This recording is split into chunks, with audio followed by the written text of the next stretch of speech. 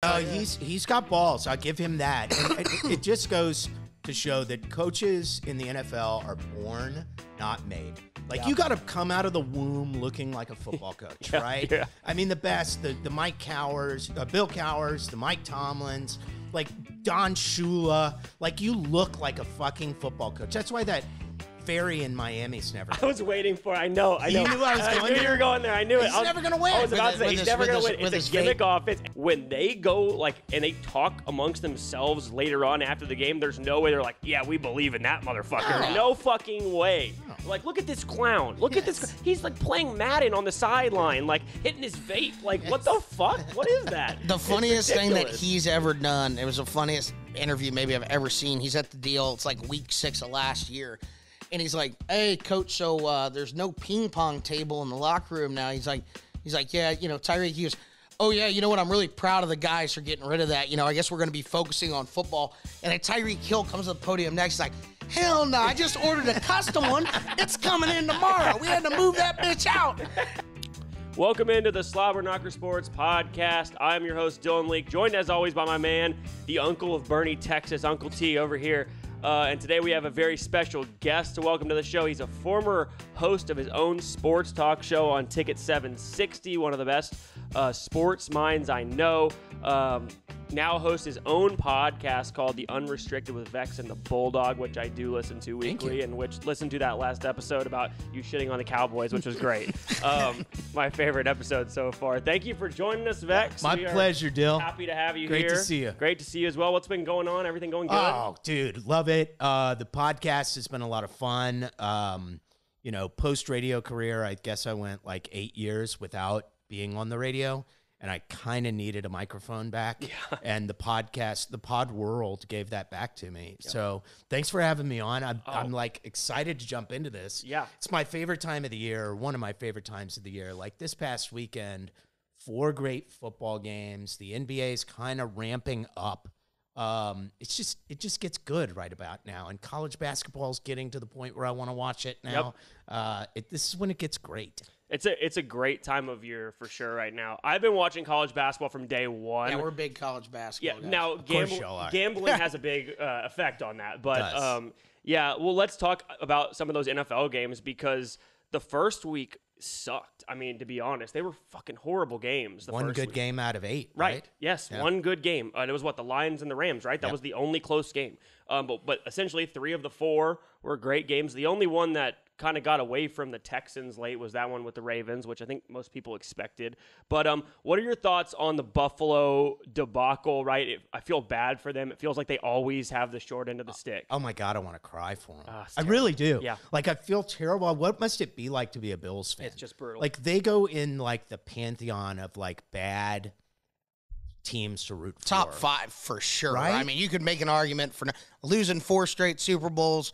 Every Bills fan, I guarantee you, in Bass Kick that was thinking it was going wide right. Of course. Every single fucking one of them was like, you know where this is going. The wind's blowing that way. And the ball starts out straight, and it looks like one of my fucking golf drives. Yes. Boom. It looks like God blew the thing out to the right. Did you notice when they panned in on the camera angle on television, they came from like the near goalposts, and they showed the whole football field, and the near goalposts at the top, those little ribbons were just going sideways. And I was like, oh, my God. And then the camera zooms all the way to the far side of the field, and I'm like, oh, fuck. He's gonna slice it. He's going to snap hook or snap slice it. Yes.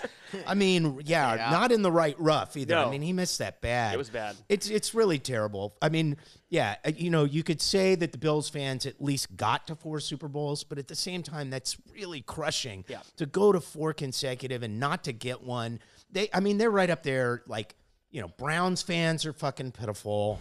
The Texans haven't won yet, but they have C.J. Stroud. They have hope. Right. No, there's bad teams to root for, and then there's the Bills because they're gonna break your fucking heart. They do. It's sad, time. man. I spend a lot of time up at Anchor Bar, which is like Bills headquarters here in town. And dude, when I'm telling you, I can show you videos on my phone. A buddy was there yesterday, and it's like every time they score, there's people just running around. They play, the Buffalo fight song, and they're running around because Anchor Bar started in Buffalo, and I was there.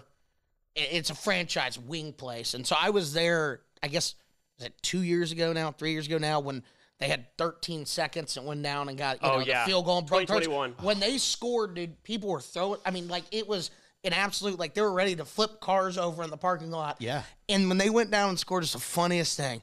Everybody was trying to stay positive. God love them. These are Buffalo fans, so half the people went outside to smoke a cigarette in the parking lot. And when they got out there, they said, okay, well, let me know, come basically get me when the game's over. Overtime. And all you could hear, they could hear it from the parking lot, was they had lost a toss and they hadn't changed the rules. So you heard like an audible fuck through the whole place. It's over. Half the rest of the people inside went out to smoke a cigarette. It was just... I've felt for him ever since. So I was telling Dylan yesterday, I was like, look, they got outplayed, but every break went their way. You just had the feeling until the end. That, the fumble out of the back of the end zone, Allen fumbles it, Kincaid gets his hand on it like somehow. The Chiefs had that recovery. Yeah, it looks like, no, they did. They're going to run it back the other way. Kincaid saves it, so you just think, finally, something's going to go Buffalo's way, and then wide right. And I agree with them taking it down the 2-minute warning, because you don't want Mahomes to get the ball back with any time, right? No. So you're just trying to get a first down and either kick a field goal with no time left, score a touchdown, and win the game. And it just poor Buffalo. They can't get over the line, man. It wouldn't hurt that bad for a non-Bills fan like me if I didn't have so many Bills fans that I thought in my life that I thought were really good people. Yeah. I think Bills fans are like good people. Yeah, they're not annoying. They're not jerks. They're not like LSU or something. Yeah. Like, you can't just be like, God, they're the worst fans. Bills fans are awesome. Yeah, they're good, hardworking, salt of the earth, just, Buffalo people. I mean, they're in minus 20 degrees. They, they'll do it. Like, I feel rotten for them. But let's be honest. Like, everybody on this morning's kind of morning drive stuff was saying, oh, what a great game. What a great game. Let's be real. That was one of the worst played fourth quarters. Oh, my God. By two great quarterbacks and two really good teams, I think, that you could possibly have. I mean, there were horrible drops from Diggs and... Diggs was bad. And what's the Bills' other guy who missed the bomb? Was it Shakir? No, it was Sherfield. Sherfield. Yes. It hit him right in the arm. Yes, it did. And he's only really playing because of Davis being hurt. Right. Yeah. So, and you got the Mecole Hardman fumble into a touchback, right? Which is just the cardinal sin of football, is that thing, because of the terrible rule that exists in the game. But some people like it. I think it's I think it's overkill. I mean, I get it. You should probably, be punished for it.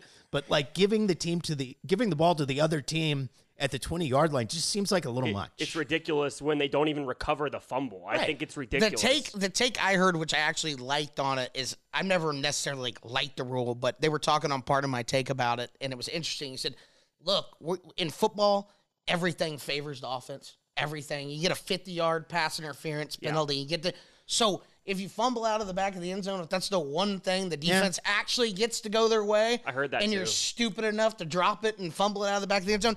But I get it. That's pretty good logic. I mean, that was his reasoning on it, and I was like, I kind of like that. It's a stupid rule, but don't, Mecole Hardman's I saw his stats: 2 carries, 2 fumbles, and negative 1 yard. How about that call by Andy Reid? Pacheco was running all over them. Yeah. You're on the 2-yard line. You're putting the game away. The only other time he touched the ball in the game, he fumbled. And it was the same play. It was the exact same play. What is that call right there? It's wild. But I have a question for you guys, because to me, basically, everybody praised Joe Brady when they fired Ken Dorsey because they got back to running the ball. They got, to me, conservative. And me and Turner have talked about this. He said the Bills were going to the playoffs all the way back when they were like 6-6. Nice. I said they're overrated. Maybe they'll get in, but I think they're overrated. I don't think they're all that great of a team. The thing that I hated when I looked back at this, and I thought about this last night, they made Josh Allen, who is an elite quarterback, into a game manager. The Bills did not have a single play over 20 yards yesterday. Isn't that weird? One. Yeah. And the only real 2 plays that they even attempted were dropped. The 2 we just talked about with Sherfield and Diggs dropping the ball. But you look at back in 2021, the game you mentioned earlier. In that game, Josh Allen, 27 for 37, 330 yards and 4 touchdowns. And he essentially won the game. They scored with 13 seconds to go. You should win that game. That's not on anything to do with Allen or any. They won the game, and it was just unfortunate the way it played out. Yesterday, 26 of 39, 189 yards. That's nothing. It's nothing. Yeah. They were dink and dunk the whole game. What's y'all's take on that in terms of like, do you think I'm wrong? Do you think that he just makes too many mistakes and they should play him like that, or should they let him go at this point? I thought it was probably a pretty good game plan for the Chiefs defense. Right. And look, they were able to weaken the Chiefs defense and show its weaknesses throughout most of the game. They ran the football pretty well. Yep. You know, Josh Allen does it with his legs as good as anybody, maybe better.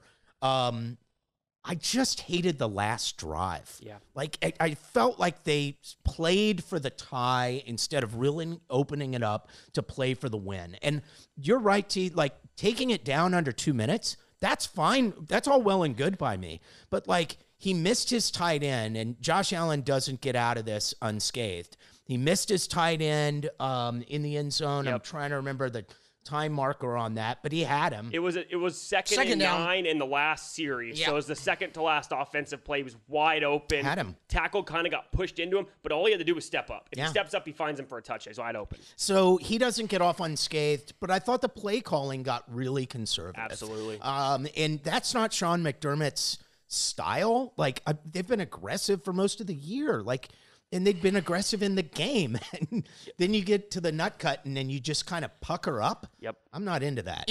I think it was weird because I don't necessarily think they got.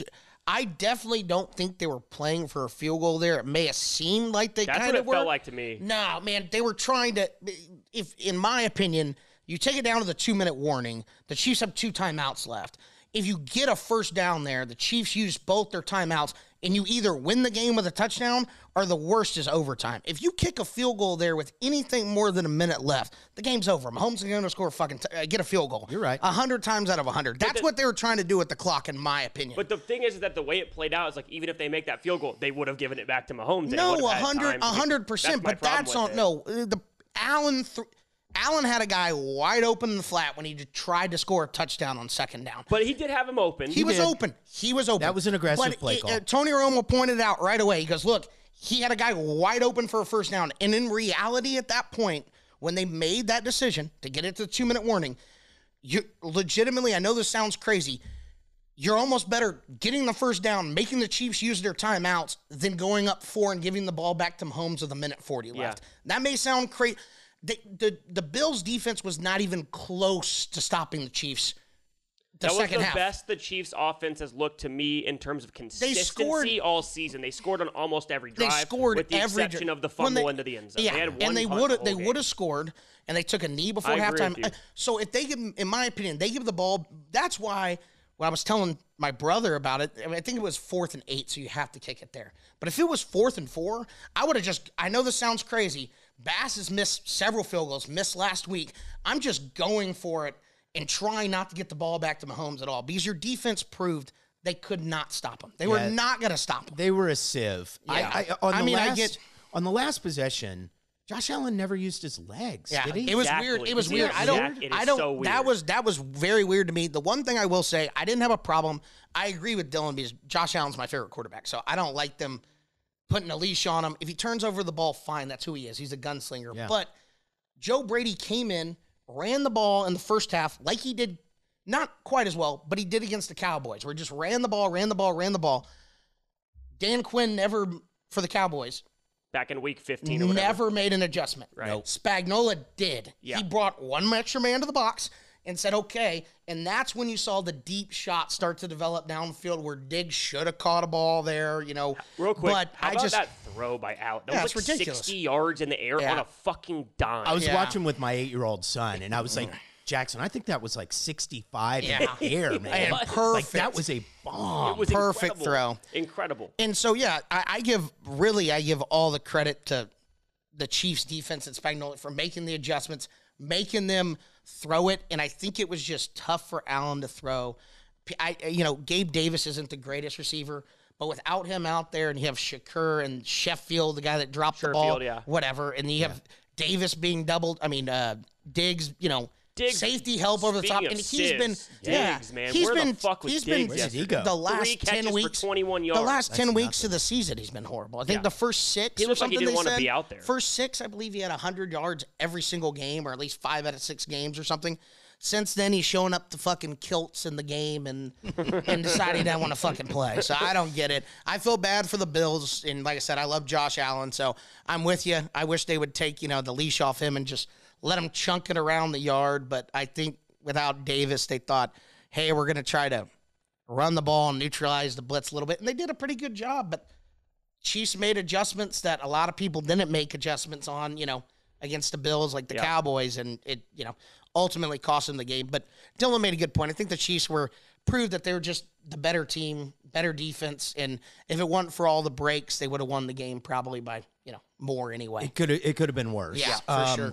Since you brought up the Cowboys and Dan Quinn, I want to point out, not only did Dan Quinn not make adjustments in that game against Buffalo to stop the run, he didn't make adjustments for the rest of this season to stop the run. It was very weird. Like, did y'all not know our weakness is we can't stop the fucking run? I know. It was weird. He refuses to, he keeps that same base front always, and he refuses to, throw an extra defensive lineman down there for whatever reason, like a run stuffer in the middle. And, I get that he wants to play his defense, but when you're just getting run on like that, I mean, I think it goes to show you that the Cowboys, when they had a healthy secondary, they could play that base defense up front and just, play their corners on islands, and it worked some of the time. Yeah. But with, his dad made a good point that Gilmore didn't seem like even close to himself. He wasn't. And, he's playing hurt. But yeah. Bland was also a fraud. I mean, he's blocked by the fact that he has interceptions and has the big plays, but the reality is he's not a very good cover corner. Like, he doesn't grade out a good corner. Right. He gets burned a lot. We saw it late in the year against Seattle when he covered Metcalf, just got absolutely torched on Thursday night. So And Trayvon Diggs, when he was healthy, that's his story too. Right. I mean, he doesn't grade out as a great corner. He just gets turnovers. Big plays. Being opportunistic is great as a defense.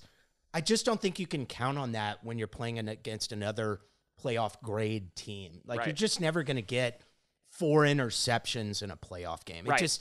Unless you're playing some real slouch in the first round, and that's rare. I mean, once you get to the playoffs, these guys are all good. And let me just real quick, Micah Parsons, great player, great pass rusher. Where were you? Yeah. Can you make a run stop, Micah Parsons? Can you just get tackles? No. Is unfortunately the answer. I know he gets big money and he's flashy and he gets the sacks, but where is he on stuffing the run? He doesn't make an impact other than rushing the passer, is what it feels like. I know he plays on the edge a lot, but they tried to actually drop him in coverage some later in the year. He doesn't do that well. He doesn't stop the run well. He's just an elite pass rusher. So when he's not getting the holding calls and they're doubling him, he's kind of ineffective, and it shows out there. I got to go ahead, Turner. Well, it might be an unpopular opinion, but Micah Parsons is way better playing in the middle of the field than he is on the edge. More as a true outside linebacker than an edge rusher. The Cowboys use him pretty much, like you said, only to rush the passer. Right. Mm-hmm. And it's that guy, when he was not only rushing the passer, last year he was a more, I guess, well-rounded player, I would say, in my opinion. I don't like that cover is the problem. No, he can't fucking cover. I'm just talking about against a run he made. They need someone to be able to kind of stop the run, and they don't have a soul. I got a quick question for you, Vex. Yeah. Says, I heard you talking about the Cowboys on your show as well. Sure. If you were, and I agree with a lot of your takes, right? I couldn't believe they brought back McCarthy. That just shocked me. When I kind of heard that McCarthy, I guess I didn't really understand that till later, that Dak and McCarthy's contract both end at the end of this year. Yeah. So I guess the thought is, keep them for one more year. And if we have this again, which they're going to do the same thing over and over and get the same result, because Jerry Jones is insane. That's what they do. That's what they do. But if you were the GM, let's say next year, same thing happens, 2023, 2024, you're the GM. What do you do? Do you blow this whole thing up? Do you get rid of Dak? I mean, it's a great plan to have room to let go of him next summer. That, in a vacuum, sounds great. Next summer, you're not going to have Mike Vrabel on the open market. You're probably not going to have Bill Belichick on the open market. Mike Tomlin was allegedly not getting along with the Rooneys. I mean, you got to pounce when the time is right? And next summer, who knows? The names aren't going to be as good. And Mike Vrabel is an awesome head coach, and he's young. You could sign yourself up for 20 years of a good head coach if you get him now. But no, to me, it's a mistake. And yes, if they don't get it done next year, they have to blow it up. Right. They just have to. I think they should give Vrabel too. They're not going to now at this point, obviously, I don't think, but I think that would have been the right hire for To me, them. he's the best option. I think he's the best coach out there. The only other guy I would say is I do think Jim Harbaugh has proven he can win anywhere. I know he rubs people the wrong way. Not everybody's a big fan of him. I kind of like him. I didn't like him in San Francisco, and the more I've watched him at Michigan, I kind of started to like him. So he was never coming to Dallas because Jerry would never relinquish control like that. But I do think he would give Vrabel the job because Vrabel, I think, would just coach. I don't think he needs to be the GM. So Harbaugh is like what's her name? Jennifer Lawrence, right? Like, guys, we love her, right? Like, love Jennifer Lawrence. I think she's totally cute. I mean, sexy, like she's got it all. Right. And girls always say, no, she bugs. She bugs. That's the problem with the Harbaughs, is they bug. Yes. Like, they're really good at what they do. They just happen to bug us all. Like, as guys, we're like, dude, like, act like more of a man. Don't act like such a weasel dick. Like, I like that take. I call him the fucking, like, I was just like watching the game when they won the who was the first playoff? Against Michigan versus Bama. Yeah. And he said, just Happy New Year. It's just a pleasure to be here like 8 times. I'm like, dude, this is the most cringeworthy political fucking, like, you're not running for fucking office, Jim. Yeah. For fuck's sake, just coach the football That's game, why he man. got pushed out of San Francisco. Yeah. He got into it. I mean, he rubs people the wrong way. Who's got it better than us? Nobody. Happy New Year, everybody. It is kind of annoying. I'm not gonna lie. All right, we'll move on a little bit. We'll recap one more game. Let's talk a little bit about Lions Bucks. I heard somebody, I think it was Colin Coward this morning, brought this up. I disagree with the take, but I like the question. The Lions are a great story, no doubt. The way it's played out, Goff beats Stafford, even though I was rooting for the Rams, and now they win another playoff game. That place is going nuts. Is this just a great story, or is this actually a great team that can win a Super Bowl? It's a really good story that comes to an end next week. I agree. Look, I love watching them. I don't think their defense. I think if we line up the 4 teams that are left, the worst unit among the 4 is probably the Detroit defense, and I don't think that's going to get it done against San Francisco. San Francisco's probably really lucky, or feeling really lucky, because if you're the coaching staff, you're saying, my guys got scared their balls off. Yeah. They never should have won that game, but they did, and they're not going to take anybody lightly. They're going to have a huge week of concentrated prep, so I expect them to dispatch the Lions like easily. Yeah.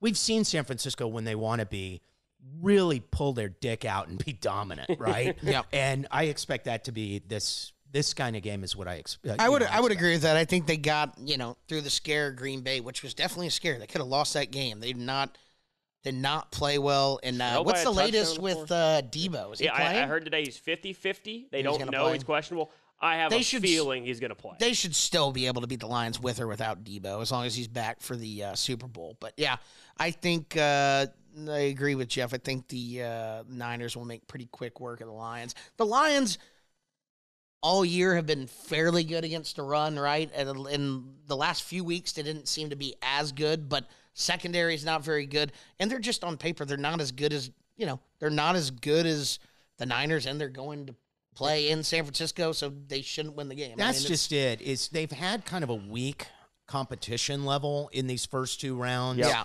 And they've been fortunate, they were playing at home. It's just different when you're playing, an above average team at home versus playing a great team on the road.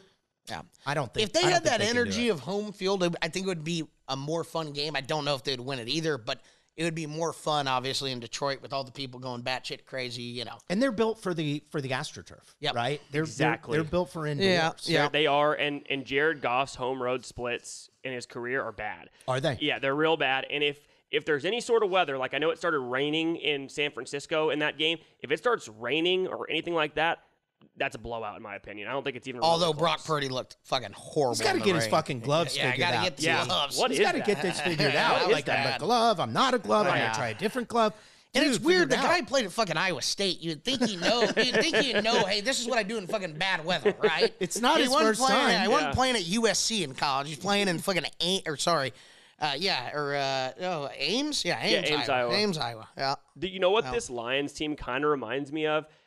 And I thought about this yesterday. Remember the Vikings when they went to the NFC Championship with Case Keenum? They won on like that. It just feels like that. Obviously, Goff's a little better than Keenum, but it's a feel-good story. Everybody's rooting for them, but it came to a crashing end in the NFC Championship game against Cam Newton. They lost by like 28. Yeah. And that's what this feels like it's going to happen. I don't know. I agree 100% with what you said. Yeah, it could be bad for Detroit, and I hope it isn't, because that fan base is another tortured fan base. Oh, God, yeah. How did we leave them out? Yeah. Probably even worse than, because, Buffalo's had some heartache, but at least they went to 4 straight Super Bowls. Lions have never sniffed one Super Bowl, really. This is their second NFC Championship game ever. It's terrible. It's terrible, yeah. San Francisco needs Debo back. They need to get McCaffrey really wheeling. McCaffrey, to me, is one of the scariest offensive players in the league, because when he gets his legs churning, he just doesn't get tackled, man. Like, he's too quick to be caught, and he's too strong to be one-armed. And, look, Brock Purdy is not the most important player on their offense, but you see in, like, Saturday's game, when he's forced to be their best player on offense, they're not as dangerous. No, they're kind of scary. That happened in the Ravens-49ers game on Christmas or whatever that was. Same type of deal. It's not going to happen. They didn't give McCaffrey the ball nearly enough. When Brock Purdy's the best player, bad things tend to happen. And I think that's why Shanahan, too, we were laughing because it was like, it's all in the script. Because, like, San Francisco wasn't even in the hurry up in that game. And I think it was just weird. Well, I think it was, you kind of touched on it now, Shanahan knowing, like, look, us in the hurry up with Brock Purdy trying to run the hurry up is not near as effective as just turning around and handing to Christian McCaffrey behind an offensive line that's worn down the Packers, and they went right down the field. Done it the whole fucking game. Oh no, for sure. I got one funny stat on the Lions-Bucks game. I saw this middle of the game. I had a big bet. I made a stupid decision and took a money line bet on the Lions, thinking there was no way they were going to lose at home. And then in fucking halftime, I'm like shitting my pants here with like $500 to win 180. You did that? Yeah, but I was looking. I was like, how is this game tied? At halftime, the Bucks were outgaining the Lions by 3 yards per play. Wow! And they finished the game outgaining them by 2 yards per play. Did they really? 1.8, yes. 1 point. How did they win that game? So, I mean, they're up 2 scores late, and it was, I don't know. I think the Bucks, they had 2 turnovers, obviously, that hurt. But, I thought it was very, very telling. Dan Campbell, who never kicks field goals or goes for it inside of 5 yards. It was a 4th and goal from the 3 on the second drive, and he kicked a field goal because it just felt like early Goff was nervous. They were nervous, and I thought that was very telling. I want to see what happens in San Francisco when it's like 4th and 3 and you're down by 7. What, you going to fucking kick a field goal or punt? You're going to go for it. Dan Campbell's got stones. Yeah, he does. I got to say. He fucking does. When you go back to like the day he was hired, do you remember his ridiculous press conference? Do y'all remember this? I don't. Okay. I remember he was bits like, and pieces, yeah. He's this big, like, macho dude, and he's up there, and he's pounding the table, He's like, we're gonna take a punch, we're gonna go to the ground, and when we get up, we're gonna bite him on the ankle, and then after that, we're gonna bite him on the kneecap. I'm like, what is this? And we're going to knock our own teeth out. We don't care. We'll swallow our own teeth. I'm serious. And it was this like caricature of like a masculine, like, junior high football coach, right? And it was like, this isn't going to work with the pros. Oh, yeah. Like, there's no way. They're going to laugh you off. This isn't just about toughness. Yeah. This is about talent. The NFL is about talent. You can't just say play harder to a bunch of guys who are making millions of dollars. But you know what? That's all he's done, I feel like.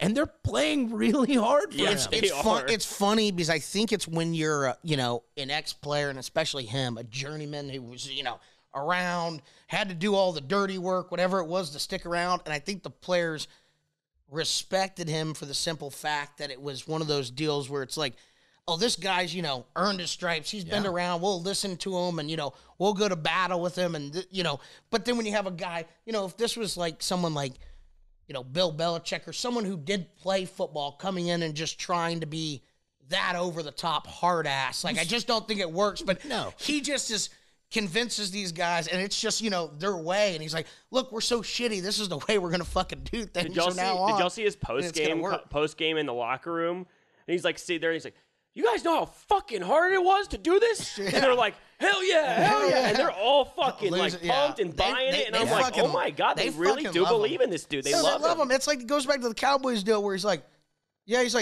fucking told him, he's like, we're going to score, we're going to go for 2 and win the game. He goes, well, then you got moved back to, the 12-yard line or whatever. 7-yard line. He's like, yeah, I told him we were going to go down. We're going to go for 2. We're going to win the game. He goes, so I didn't change your mind?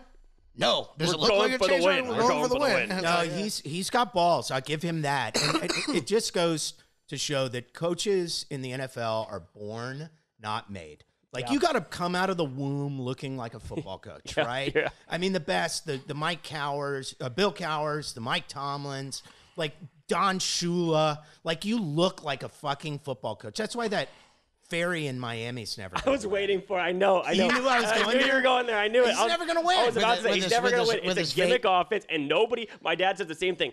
When they go and they talk amongst themselves later on after the game, there's no way they're like, yeah, we believe in that motherfucker. No fucking way. No. Like, look at this clown. Look at this. He's like playing Madden on the sideline, like hitting his vape. Like, what the fuck? What is that? The funniest thing that he's ever done, it was the funniest interview maybe I've ever seen. He's at the deal. It's like week 6 of last year. And he's like, hey, coach, so there's no ping pong table in the locker room now. He's like, yeah, Tyreek, he goes, oh, yeah, you know what? I'm really proud of the guys for getting rid of that. I guess we're going to be focusing on football. And then Tyreek Hill comes to the podium next. He's like, hell no, I just ordered a custom one. It's coming in tomorrow. We had to move that bitch out. I did not see that. That's God, awesome. It was so funny. It was something along those lines like, oh, hell no, we got 2 ping pong tables coming. Mike McDaniel's like, I'm proud of the guys for, so we're not doing that in the locker room anymore. Then Tyreek comes on 5 minutes later like, hell no, bro. We got 2 on the way. That's awesome. Yeah. I guess the last game that we really haven't touched on is the one I just want to quickly mention. Look, the Texans had an awesome season. Yeah, awesome. And they had an awesome half against the Ravens. Yep. They were in that damn game. And look, eventually their injuries were bound to show up, and they finally did. Yep. But kudos to them. Mad good season from C.J. Stroud and DeMeco Ryans. Incredible. Like, really cool. Can't wait to watch them in the future. And, Baltimore is just a team that on the right day, they're going to beat anybody. Yeah. Yep. I don't know how you stop Lamar Jackson. The Chiefs are going to have to figure out how. I think you're going to see a lot of 6- and 7-man blitzes. I think that's what's going to come. I think Spagnuolo is just going to blitz the entire game and hope Lamar makes a horrific mistake, which he's capable of doing. Obviously, he's a great player and can do any, he can make a great play, but then he can run around and drop the ball in the end zone for a safety. I forgot who it was where the ref tripped him in the end zone. That was the 49ers game. Where he rolled back. He rolled back like 30 yards, and that was a hilarious game too because you saw that happen. I think they went down like 10-0, right? The Ravens or something, like 9-3 whatever it may be. And you thought, oh, here we go. The Niners are going to kill them, and they beat the fucking wheels off the 49ers that game. Yes, they did. Yep. And we'll see. I think that's going to be a great game. I mean, Mahomes versus Jackson is a marquee matchup. Yeah. I mean, that's what the NFL would want. And I think the NFL, they'd love to have Mahomes and Kelce and Taylor Swift in the Super Bowl. Yeah. Like, nothing would be better than that for them. Yeah. But they'll take Lamar Jackson. Yeah, for sure. They're happy on that side, but they're definitely hoping that Detroit loses. Yeah. Because they're going to have to spin that web like so much. They just can't have Detroit. They just can't. Yeah. So we'll see. But I like San Francisco, and I think I like Baltimore. I was going to ask you, so you think Baltimore's going to win? I do. I think their defense is up to it. And obviously, you have to curtail Mahomes, and you have to curtail Kelce. But, and their wide receivers are kind of getting better, which is scary. Yeah. But, no, I think Baltimore's probably up to the task on that side of the ball. And then you have to hope that Lamar Jackson doesn't have regression back to some of his previous playoff performances. I mean, he's looked good lately. I would probably just go, I'm going to go Niners, and then until at this point I've learned my lesson. Until someone beats Mahomes, I'll just go. I'll take Mahomes and Kelce and Taylor Swift and all the people that have sold their soul to the devil to be there. Yeah, I'll go with KC. But I agree. I think on paper, when you I look at it, who's the better team? I think Baltimore's a better team. It's hard for me to, I just don't know if I can pick Lamar to beat Mahomes. I just don't know if I can do it. I don't feel good about it. I don't feel great about it. I'm not, This isn't my lock of the week. I'm just saying, I just don't know if they, if someone put a gun to your head and you said, listen, right now, for your life, you have to pick Baltimore, Kansas City. I think I'm going to go Kansas City every time. I just don't think I can put my life in Lamar Jackson. I would agree with you most years, and I've been a seller on the Ravens for years. I just don't buy Lamar in the playoffs because I think you have to be able to throw the ball accurately, and he just never has done that. But this team might be different. I don't know. He's looked good. He's looked good. He threw the ball on time last week against the Texans. The thing that was impressive to me is, like you said, the Texans played a good first half. It didn't look good for the Ravens early. They weren't down big or anything, but just offensively, it didn't look good. They weren't in a rhythm. And then he turned it on, and he took over that game in the second half. Isn't it? It's going to depend a lot on whether Mark Andrews gets back. I was just about to ask about that. Is he coming? Is he going to be back? Do we know? He was like a game time decision for this one, so I'm going to expect that he's ready for next week, but who knows? That's huge. He's enormous for them. He's the security Zay blanket. Flowers been playing great. He's been great, but their backfield is really banged up. I mean, Dalvin Cook all of a sudden matters. Yeah, I know. It was hilarious. They had the Barstool guys. They were just showing clips of different deal. Like Big Cat had $5,000 on Dalvin Cook over 8.5 yards. That was his prop. Wow. He was like, he's got to get, whatever. He didn't get it, No, did he did. It was like in the fourth quarter. They went up 21 and put him in, and he got like a 7-yard carry, and he was like, used him as easy money. He came in early in the game, but they used him as like a decoy. They faked a little dive and handed it or flipped it to Gus Edwards or whatever. Yeah. But you're right, that backfield is real banged up. They lost, I think it's Keaton. Was it Keaton Mitchell? He was like that explosive back who I was like, man, him and Lamar are tough, and then he tore his ACL. That was a big loss. But I still think they lost Dobbins real early too. Dobbins blew out his Achilles week 2. He's one of those guys. He's like, I can't believe Mostert stayed this healthy for that long. That guy's made out of glass. No kidding. I mean, usually it'd be like week 2, and then I'm like, I've just been waiting weeks for Mostert to go down, and he's like, oh, he scored 21 touchdowns this year. I'm like, usually he can't get 21 carries before he goes down with a broken ankle. Yeah, I agree though. I'm going 49ers and Ravens. I think that's going to be the Super Bowl. And I do think the Ravens are. I mean, like you guys said, they're just all the way around. They're a better team. Defense is better. It's just a quarterback position where I'm like, I don't see Patrick Mahomes throwing a pick 6, and Lamar's got a 50% chance of just doing something crazy. So that's my. Now for the Super Bowl, if it was Ravens and 49ers, the whole year I was saying if that happens again, or since they played on Christmas, I said I think the 49ers would win the game if they played again. I don't know anymore. Yeah. I got to see San Francisco. I want to see them this week. If they just come out and smack Detroit, and it's like, okay, maybe last week was a little bit of rust. They literally didn't play for 3 weeks because they took the week off, then they had the bye, and then so it was like almost 20 days in between games. Yes, because they took that last week off against the Rams. So I think that's right. I think it was like 18 or 19 days. And they looked rusty. Sure. So if it was rust and they come out and smack the Lions, I'll be like, all right, maybe I like the 49ers here, but.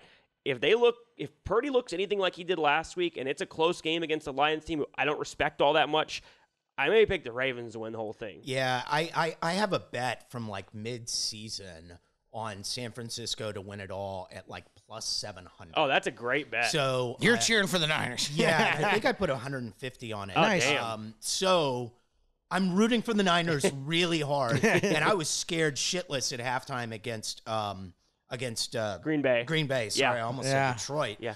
Because Jordan Love was dealing, man. I know he was. Playing a really good game. Yeah, and I was really not happy about my San Francisco money. But now I think they're back. We'll see. They've got to get clicking. I didn't realize they'd had 20 days off. That's that factors in. It does. I mean, that's a lot of time off. That's why I thought, I get it. You want to not get guys injured, but it's kind of interesting. You know you're going to get the bye. They'd already locked it up. Do you really sit everybody that last week knowing they're going to be that much time off? I guess you have the way whether you want to be healthy or whether you want to be in a rhythm. It's hard to pick that. And JB kind of nailed that last week when he was on talking to us. He's like, I don't know how Brock Purdy's going to be after 20 days off. That's what he's like. I don't know how he's going to look. He nailed it. He did. He said that exact thing, so he was right. All right, let's move on to some NBA. I got a funny basketball story. Vex used to be at Turner. I don't know if you know this. Vex was my summer league coach going into my senior year. Okay. So I'll see if Vex remembers this because that's a funny story. So I was a pretty solid player, but I was very white. I'll put it that way. I was very fundamentally sound. Did the you right thing. You weren't dunking any balls. So Vex knew that, and so he was trying to teach me how to make a no-look pass because Vex had like some flash to him, and I didn't.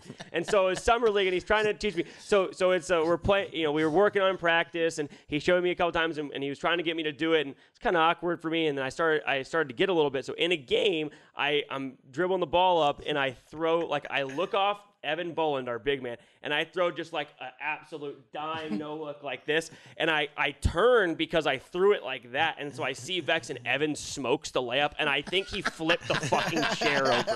It was so funny because he's like, yes, like we practiced it. I showed you and we put it into practice. It's perfect. And then he missed the layup. This big ogre 6'9" just misses the fucking layup. And he was just so livid. I was like, oh, it's my favorite story. I think I remember him. I love it. I love it. Did Evan, is he the one that would play poker with us sometimes? Yeah, that Big one? Evan. Yeah, Big Evan. Yeah. Played college basketball. Yeah. Pretty fucking funny. That's awesome. No, those were great times. Oh, my God. And Dylan selling himself, maybe like a lot short. Like Dylan was really good. I remember him being good, but I mean, he wasn't maybe the most athletic. No, if he was a linebacker, you'd say he has football speed. Yes. He could play at Penn State, maybe. Yes, He definitely wouldn't be recruited by the SEC schools. It'd be nothing but Big Ten. I just remember listening to the radio broadcast in like the regional semis, and they're like, that Dylan Leak, he doesn't look like a basketball player, but he goes, he doesn't look like but man, he can play. Like, that's funny. That's about how I describe myself right there. Backhanded compliment. Yeah, it was a very backhand. It was he had Dave one of the Parker. great state tournaments that I've ever seen. Yeah. Dylan had one of the great state tournaments I've ever seen. Yeah, that was fun. He got hot at the right time. I did. How many threes did you make in the last minute? I hit 4 in the fourth quarter. 4 in the fourth quarter. 4 threes. Yeah, 4 straight. And 2 in the last minute? 2 in the last minute. 1 with 22 to cut it to 3. We finally got it to single possession.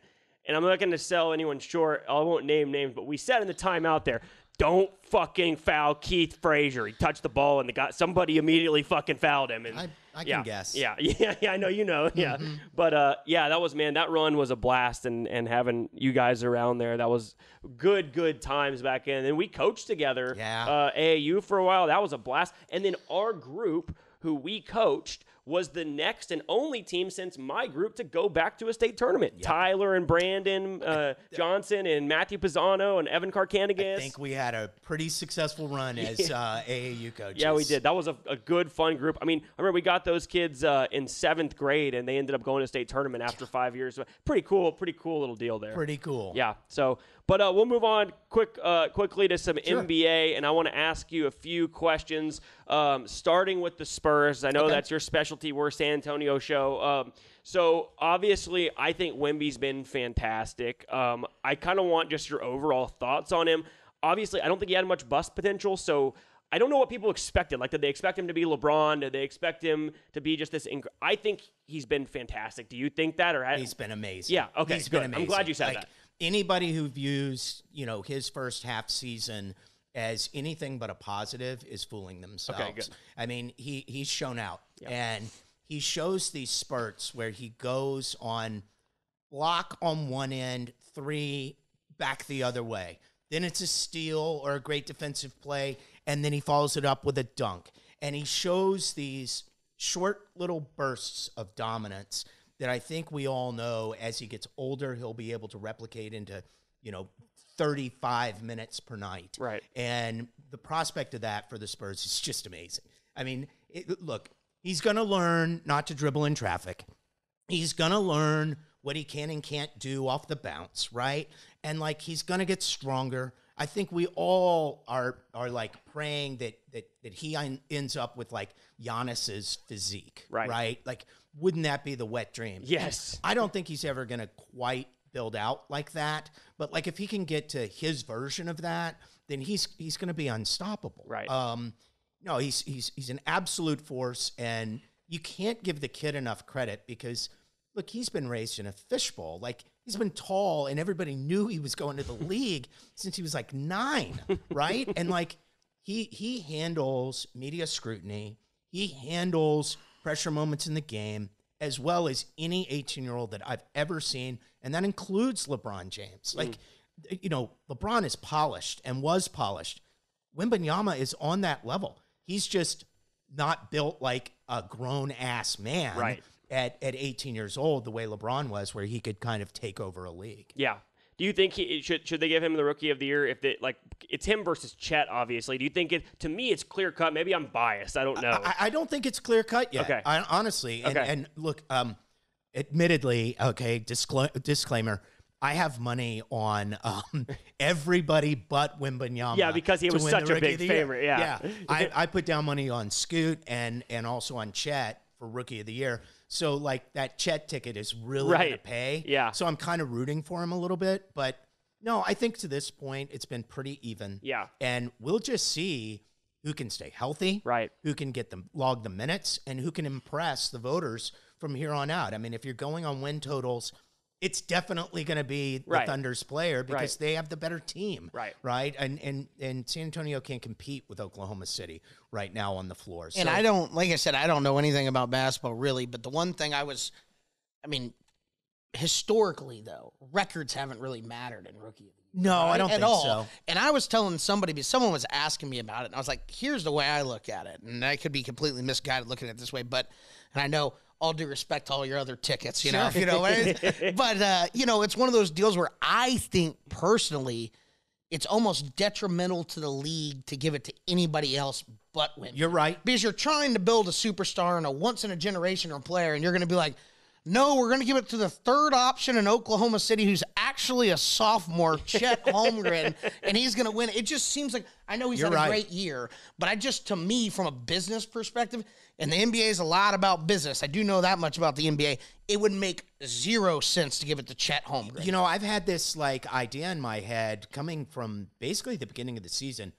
This might be the first time since, was it Grant Hill, Jason Kidd, that shared the Rookie of the Year? Oh, I didn't even know that there was a share. No way. Yeah, I think it was the two of them that shared a Rookie of the Year. And how would that happen? They just end up tied on voting? Now, I have no earthly idea how Vegas pays I was going to say, how does that work? I have no idea. Everybody wins. Yes, whether half a Rookie a year pays half. I have no fucking clue. That's funny. I didn't even know that was possible. This might be the first time since then that I've really felt like it might wind up that way. I would be okay with that. Yeah. My only issue, and again, I'm a Spurs fan, so this is biased. My only issue with Chet is, like Turner said, he's the third option. It's so much easier when you have really the guy. I think Shai Gilgeous is fourth in the league in scoring, and he's second in MVP. Yeah, and so it's now, I think he's unreal. He's unreal. That guy's incredible. Absolutely, it's like the second coming of Russell Westbrook who can shoot. Yes. I mean, it's crazy. Yes, good call. But I don't know. Maybe I'm biased and I just like Wemby, but that's the one thing frustrating me. Like as a Spurs fan, I'm like, man, this dude's having to drop 30 and 5 blocks and 15 rebounds to win us a fucking game, and Chet's just sitting there spotted up in the corner and catching lobs. Come on, the fucking guy didn't have to do shit. Let's not discount how much he brought to Oklahoma City's defense, though. That's fair. Yeah, that's fair. His presence at the rim, and he's really their only big. Yep. I got lucky on this one, but I put down a big money bet at the beginning of the year on the over win total on Oklahoma City, which I think was 47. You're going to cash that with 30 games left. 100%. It's cashing. It's cashing 100%. And I took Memphis under 44. Wow. Those are good. Yeah, those are dead. You dead and winners. Yes, dead winners. Yeah. Yes. But Oklahoma City doesn't have big guys and they don't have defense at the rim if not for Chet. Yeah. And if I'm Oklahoma City and I've got this stockpile, this cache of draft picks, I'm going all in right now. Yeah, I'm gonna find a big guy, Jakob Poeltl. Yep. I don't know, Bismack Biyombo, whoever it is, they need to go out and find backup for Chet, because if Chet goes down for a week or two, they're going to lose their seeding. They're the kind of young team that needs home court advantage. They got to be smart about this. If I'm Sam Presti, I'm going to find a big man to play alongside Chet when he gets healthy and maybe in the playoffs too. And look, they're going to have to match up with the Lakers, who are big. There's just going to be some size problems that are presented to the Thunder that they've got to get prepared for. That's a great point. I didn't think about the fact that obviously he missed the whole year last year, but just his physique is that dude, it just looks injury prone. I just don't know how long he lasts, consistently. Question just outside of the Spurs, speaking of, because you brought up big men in the playoffs, I'm curious your thoughts on Minnesota, because they're first in the West right now, which kind of shocks me. I think they're like 17-3 at home. They have the second best record in the league. But to me, they remind me kind of the Jazz when they had Rudy Gobert. Same type of deal. They're going to be really good defensively. They're going to have a great record in the regular season. When you get into the playoffs, you have to guard the perimeter, guard the pick and roll, and it becomes, Rudy Gobert's in there and can't do those things. Do you think they have a legitimate shot to like make some noise the way like the Nuggets did last year, or is this just a complete regular season deal? I do not. Yeah. I don't think Anthony Edwards is ready to carry a team the way the Timberwolves probably need him to. Karl Anthony Towns has proven incapable of being a first option on a winning basketball team in the NBA. So it has to fall to Anthony Edwards, and I just don't think he can do it.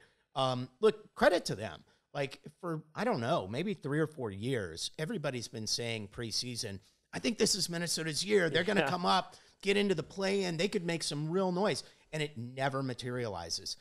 Look, good for them. They're in first place. They're going to make the playoffs. They're going to be probably a home team for at least a round or probably two. Top 14. Yeah. So, no, credit to them. But no, I'm not. If I'm Denver, I'm not afraid of them. If I'm Oklahoma City, well, I need one more big guy. Yeah. And then I won't be afraid. I mean, look, Oklahoma City has the scariest guy in the Western Conference to me right now in SGA. He's terrifying. He's fantastic. I haven't watched a ton of games, but I go back and watch highlights and look at box scores a lot. Man, he has been absolutely incredible what he's done this year. He is so slithery off the dribble. Yes. There's just nobody who can stay in front of him. Yep.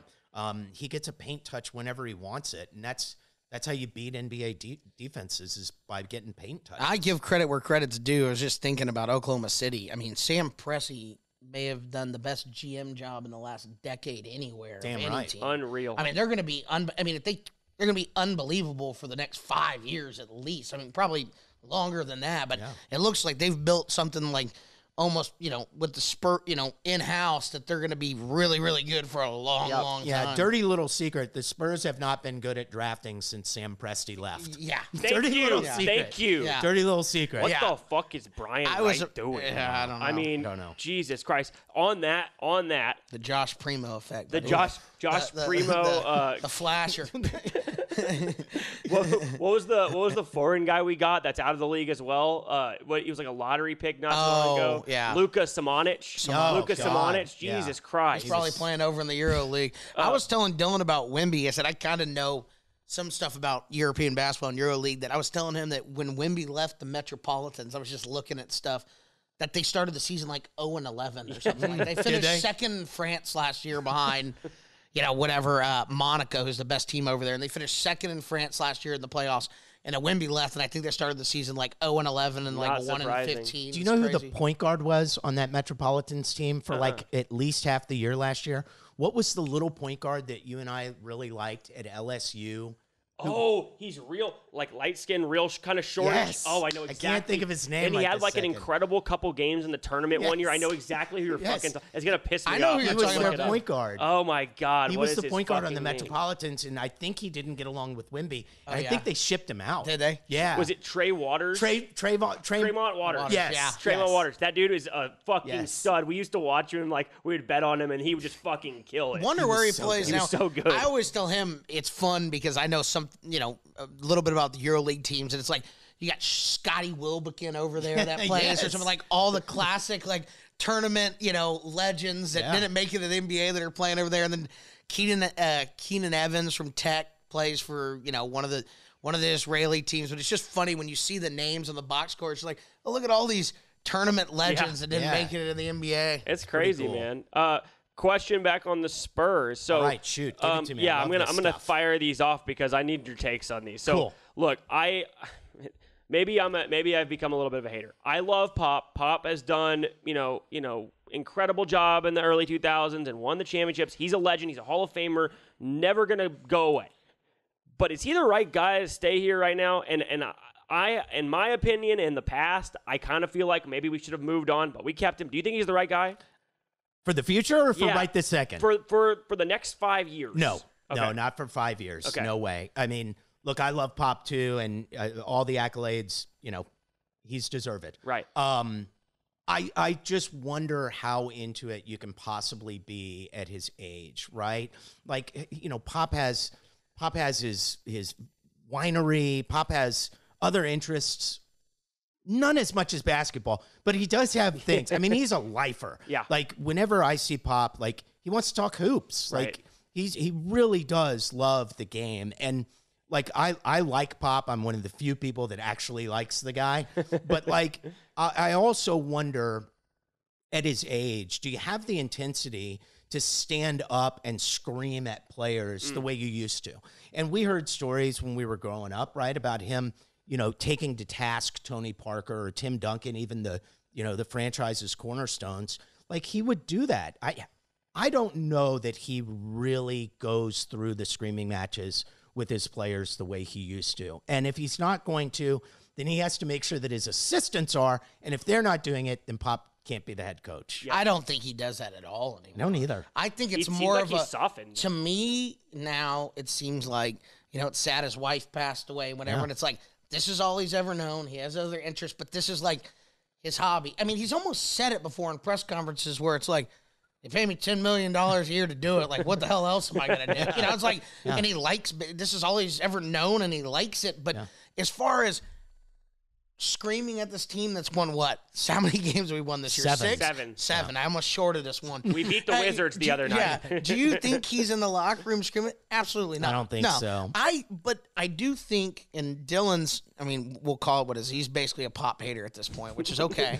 I get it. But I'm just tired of him. he's tired of him. But I like him as a dude. I just think he's done as a coach. I think for the first 2 years of Wemby, just learning from Pop, I think it's a good thing. Yeah. And then after that, we need to go in a different direction. I agree. The Bill Self rumor from Kansas has always, like, I like the that shadow rumor. has always loomed. Yeah. But when he got like a lifetime contract in the last 18 months Hard ago, to leave KU, I man. just don't know that he's going to leave it. But like, he and Buford are really tight. Yeah. So maybe that's a landing spot. But I don't know.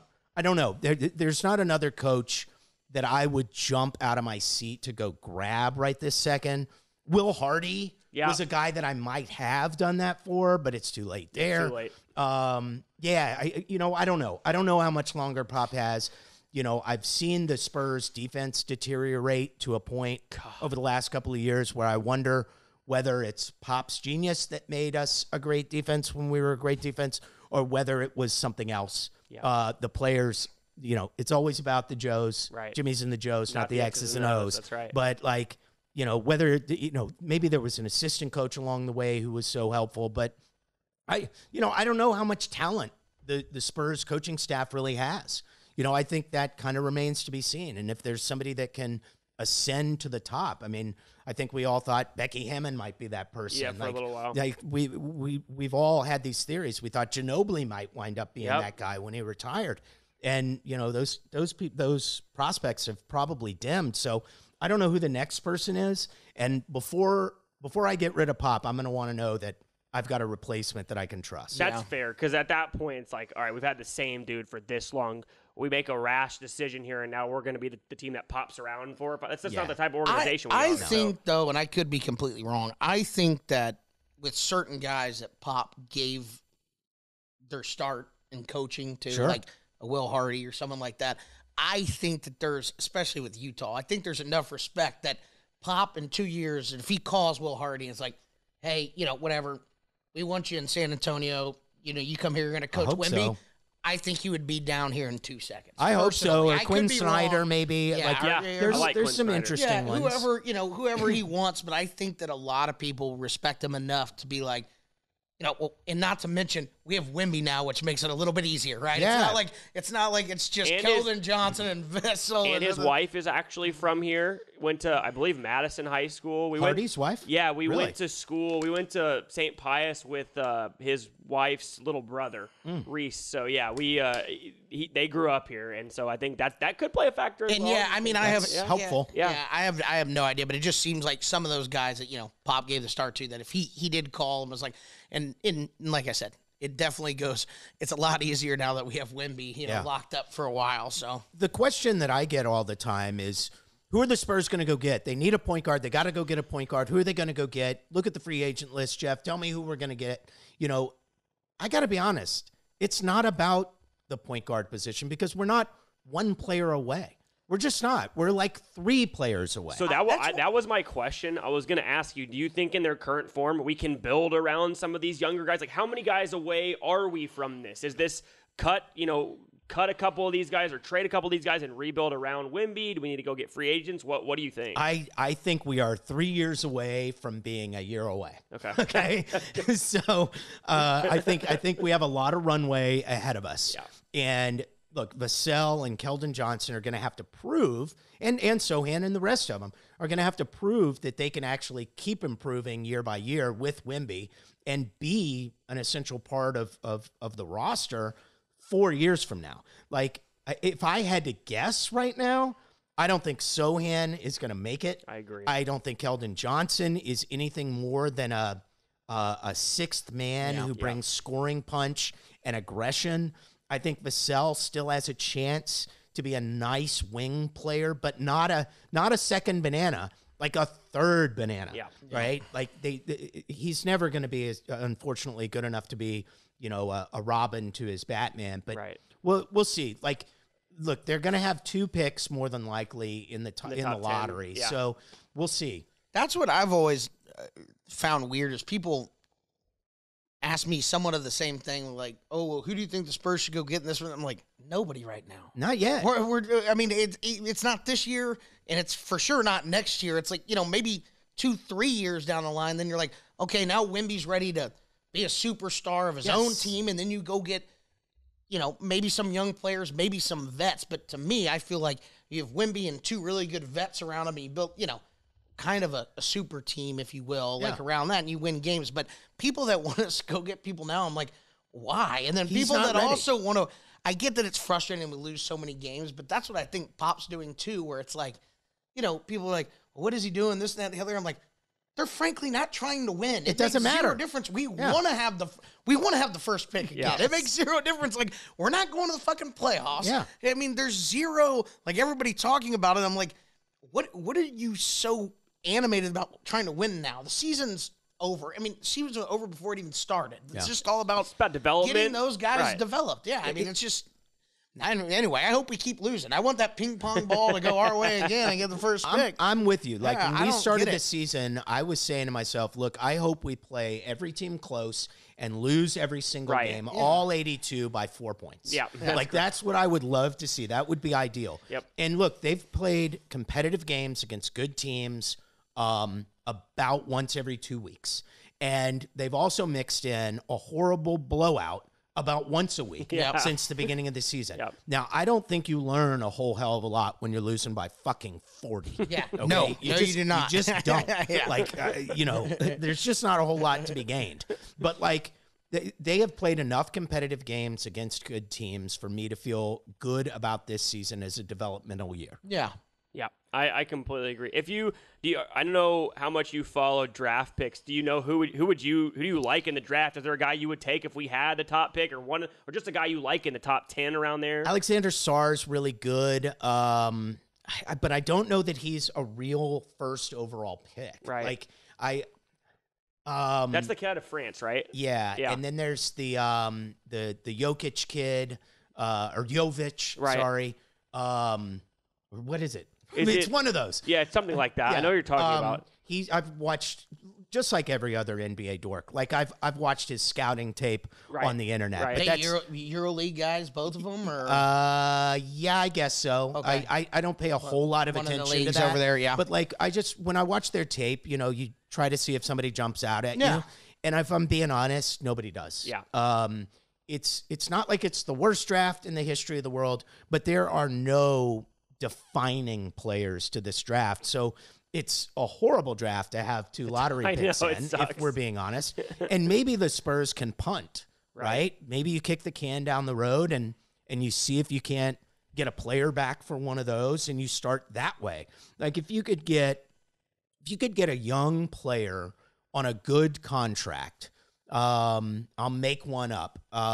If you could get OG Anunoby on a decent contract, a guy has 5 more years of really good basketball left, for one of those picks, I think you have to look at it. Yeah. You know? That's a good point. I was looking down the board just now. I'm like, I don't know half these dudes. Like, I'm like, who are these guys? Normally, you and I are the type of people who Exactly. By now in this season, we always know them. We're always texting about it, and I just haven't paid attention to it, and there's not really anybody there. You know, it's a weird little draft. The good news is we won the lottery that mattered. Yes, that's true. Yes, we did. We still have a bunch of picks. We're still going to get some young guys. Yeah. We've got options, like you said. If we want to make a trade, we have a lot of options now. Where like after the Kawhi trade, it was not looking good there for a minute. It's been bad. It's been bad. So at least we have. There's a bright future coming with Wemby 100%. and everything. So. I will interject this real quick because it's the kind of topic du jour among Spurs heads. No, I do not want DeJounte Murray back. Yeah, neither do I. Like, not in any way. Thank you. I mean, I sell quickly on point guards who are bad passers and below average 3-point shooters. That's like, a huge not issue. interested. Yeah, why would we want a guy in a league that's 3-point prevalent who has been a below average 3-point shooter? That blows my mind that people want him back. Doesn't make sense, and his defense has fallen off since he left the Spurs. So, I mean, DeJounte, you wanted out, you got out, don't come back. I like that you said that. I completely agree. Have you followed college basketball much this year at all? Not as much as in past years. I mean, normally this time of year, I've probably watched 40 or 50 games. I've probably only watched 20 this year. Really? I don't know why. I've just gotten a chance to watch way less this year. When I was at Trinity, I used to walk up the street and we'd drink beer and watch. When you were over off that street right there, we used to watch college basketball and sit there and get pizza and drink beer. It was fun times. If you had to, I know you said you have watched a little bit less. What team do you like? What couple teams do you think have it's kind of a wide open year, if I'm being honest. I think it's completely wide open. I have not seen a dominant team. I've watched Duke a couple of times. I've watched Kentucky. I've watched UCLA. I've watched Tech a bunch. Yep.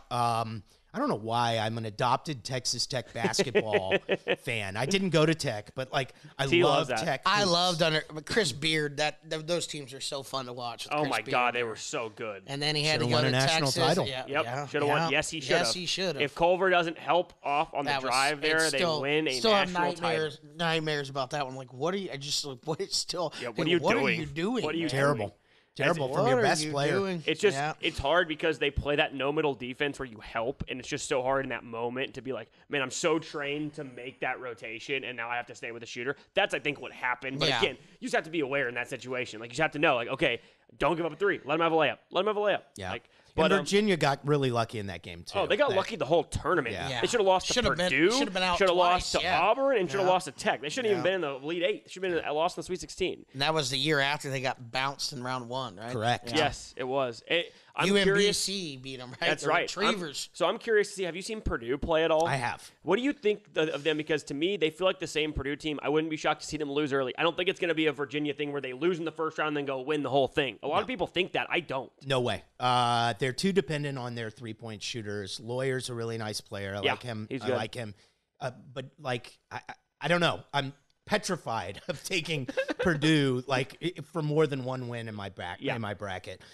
They're Purdue, and I don't see a big change in them. No. Yeah. I'm with you. They're kind of the same thing, just rerun again. Right. I got UConn going back to back.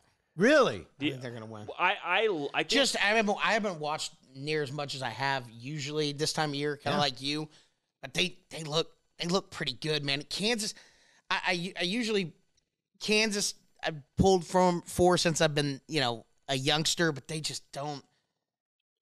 I don't know, man. Hunter Dickinson, he gets his points and stuff, but I just think that makes the team. You talked about it, a little bit. I don't know. Well, their guard play. Dwayne Harris. Dwayne Harris is I think it's Dwayne. When he's good, he's really good. And when he's bad, the whole team can't do anything. Yeah. So that's the problem. And he's they go as he goes, and he's not consistent. Kentucky could be a fun tournament team. That's a team. They're young, man. They're young. The thing about them is Cal's team can never shoot.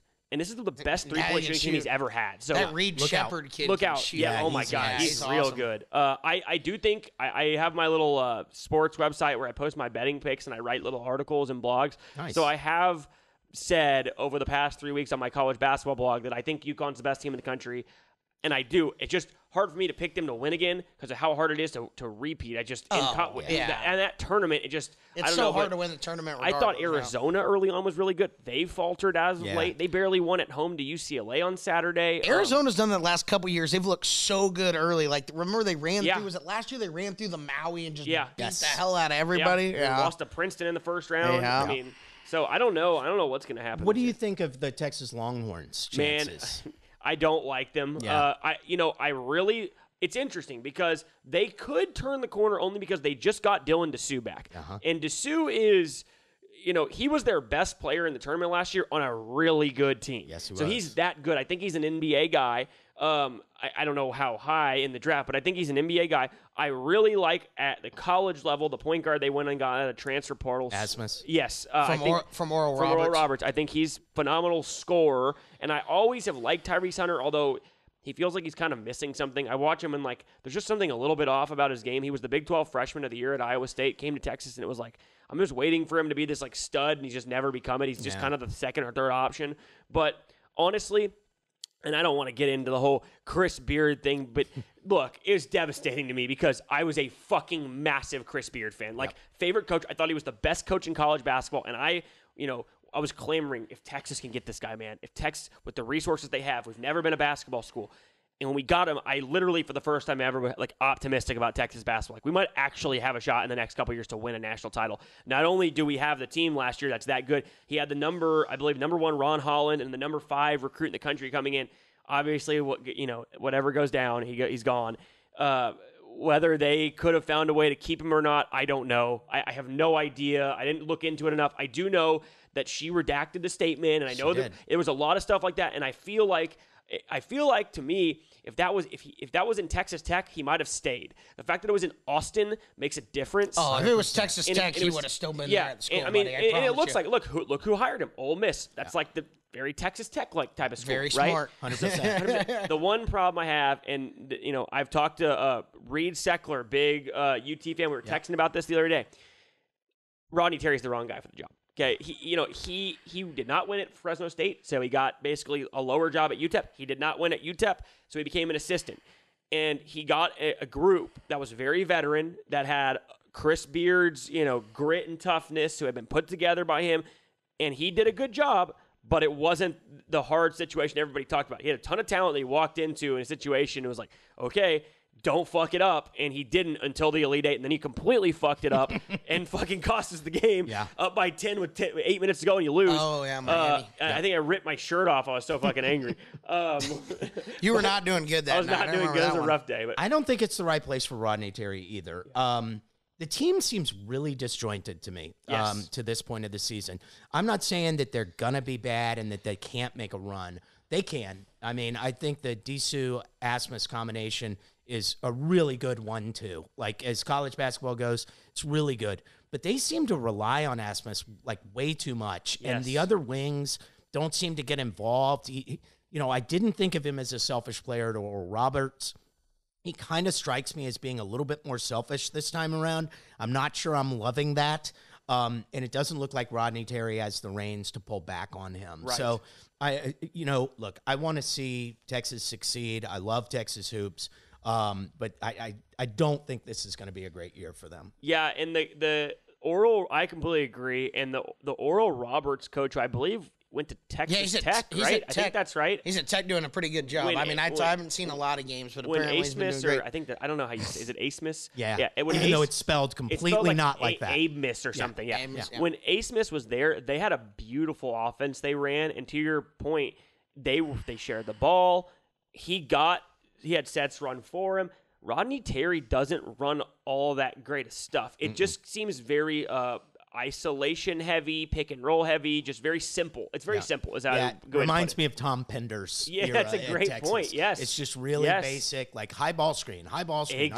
Good night. Call a play. Set a back screen. Exactly. That's the frustrating thing for me, especially when you have a team that's struggling. get him a good look. Get him into something. It's just they don't have that, so it's hard to be consistent. That's the one thing about Purdue that I will give them Yes. is that, like, they have really good players that they could individually isolate. I mean, Edey, obviously. Right. But, like, they still run a lot of cool shit. They do. And they get a lot of easy baskets from just their motion offense. Like, I give them a lot of credit for that. So, you know, I wish Texas had a little bit more of that, and I hope Purdue has like a little bit of a killer instinct this time. I hope so too. I feel bad for because Purdue fans have been the same. They lose early in tournament every year. It's the same shit. Yeah. You know, and I will say I bet against Purdue on the road a lot because I just don't believe in them. And they either lose outright or they fucking cover the number by a lot. But it is frustrating to watch Zach Edey because he really does get his hands on every fucking ball. Like, even if he doesn't get the rebound, it's really hard to get a defensive rebound against Purdue. Yeah. So you're sitting the guards out there just fucking taking target practice, basically, Yes. you know? Yes. That's what it looks like. It really is. A lot of wide open shots. Yeah. Good news for Edey is Wembanyama is in the NBA now, and he's going to have a job. Yeah. Like on somebody's team, right? Like because of Wemby, he's going to get a job. It's a great point. He Because probably otherwise he wouldn't have. You're 100% right. Yes. Because they were asking him last year, like, after the Fairleigh Dickinson loss, they're like, are you coming back? And I'm thinking, like, why the fuck would he not? He's not getting drafted. Why the fuck would he not stay up? He's a legend there, and he's not going anywhere. And he probably making some to come back. He probably acted like he was going to go somewhere, and he just took the NIL money. Right. Huge. But if he doesn't have a spot, which I agree with you, I think he will be on an NBA team, but they'll love him over in the EuroLeague. He'll go over there and make $3 million a year, and he'll be fine. So either way. Yep. All right, last quick topic, because I know we wanted to talk about this. Nick Dunlap, the amateur, right? He won the American Express, correct? Yeah. Yep. Thoughts on that? The fact that an amateur, this is the first time an amateur's won a PGA Since event Phil Mickelson in 91, right? they said. So, yeah. Unbelievable. Vex Turner, you guys give me your takes on that. I'm I not a think golf it's guy. so cool, Turner. Very, very cool. He made a double bogey, I believe, on 7, lost the lead. And Sam Burns is an established PGA player, has won several times, I think 5 times on tour. Hole 16's par 5. Dunlap had a pretty good shot up there and then got up and in to make birdie, tied it up. And then 17, they kind of have an island-style green on this course. It looks a little bit different from Sawgrass, but imagine that. You've all seen the island green at Sawgrass. And Dunlap stepped up there, 160-something yards, hit it in the middle of the green, and Sam Burns hit it in the water. And so he won. The interesting thing that happened, though, and it's funny because all good golfers will tell you, Tiger Woods, Jack Nicklaus, they all tell you, I want to know exactly where I stand on 8 teams. I need to know. Well, Dunlap thought it was a drag race between him and Burns. The kid up in front of him, Bezenhout, made birdie to cut it to a 1-shot lead, and so Dunlap had no idea. He thought he had a 2-shot lead back in the fairway 200 yards away, and he had a really tough shot over a mound, and he ended up kind of bailing out right, thinking he had a 2-shot lead, and then he said he got up there and realized, oh shit, I'm only up 1, which it probably worked out better for him because he would have taken on like an impossible shot over a mound, flirted with water. So he hit it a little short right, hit a really good nervy chip to about, 6 feet and knocked the putt down. Like a stud. But I mean, I play with friends for, dinner at Chili's with Dylan and his buddies, and 6-footers are tough. So imagine being an amateur, out there and having to get up and down. I mean, these young kids are just getting better and better. And he's talked about working with a sports psychologist since he's been 16. So he's like, yeah, I knew mentally, you have a vision of what it's going to look like out there. And he goes, I talked to my sports psychologist. It's never going to go that way. So it's just pressure's a privilege. The kid sounded like he was 42 years old. He's 20.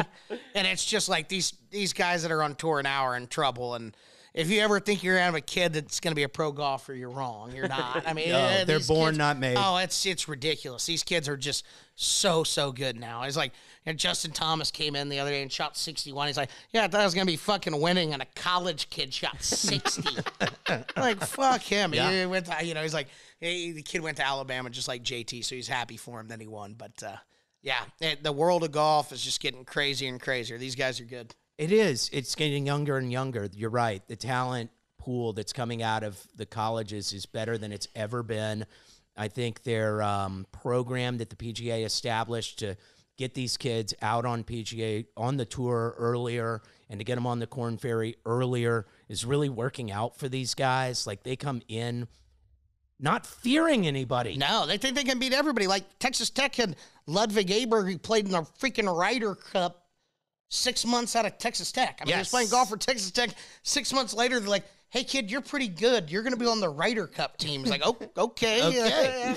And he held his own. I think him and one of the matchups, him and Victor Hovland beat Brooks Koepka and Scotty Scheffler, like, in the worst beatdown ever in Ryder Cup history. It was like 8-7 or something. It was like, kid was in college 6 months ago. So, yeah, they're all just unbelievably good. So the only problem is you can't keep the money when you're an amateur. And it was $1.5 million that the kid turned down, or the kid missed out on by not declaring himself a professional before the tournament. And, you probably it wouldn't make sense to do it.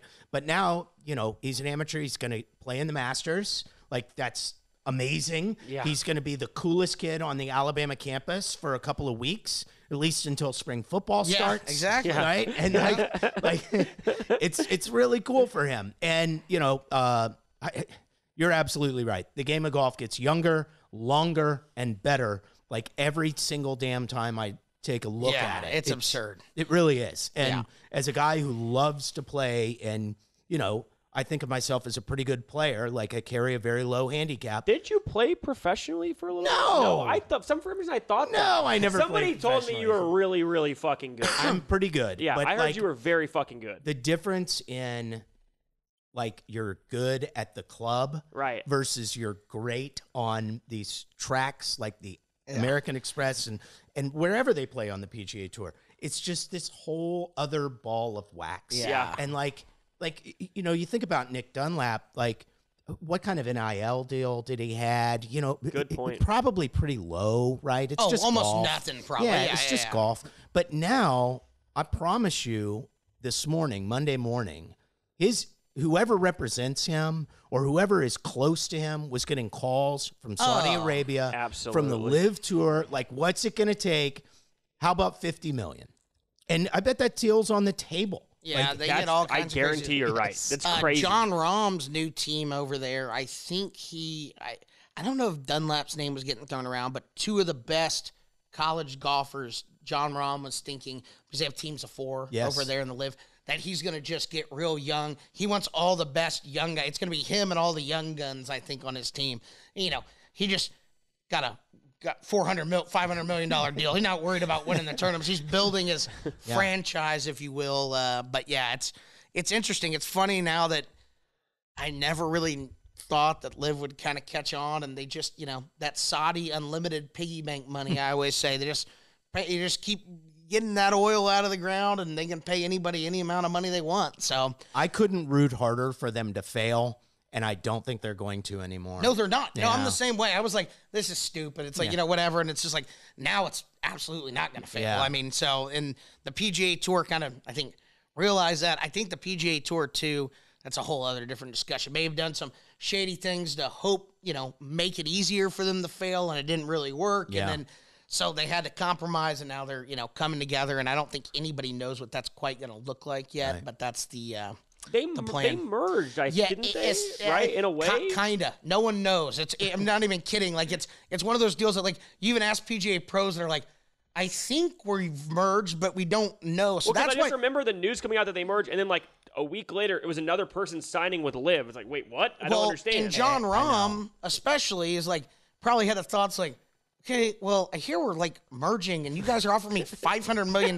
So it's like Dave Chappelle would say, you got yourself a goddamn deal. Like, you put your hand out, you take the money, and you get out of there. I mean, it's like, it is weird. Like, the contracts seem to be written up on, like, the back of a handkerchief, and like, nobody seems to know anything about it. It's very strange. Yeah. I really don't know how this plays out. I don't know what the future of golf looks like. It's a very strange place for a golf fan like myself and UT to be in. Like, I don't know what I'm going to be watching.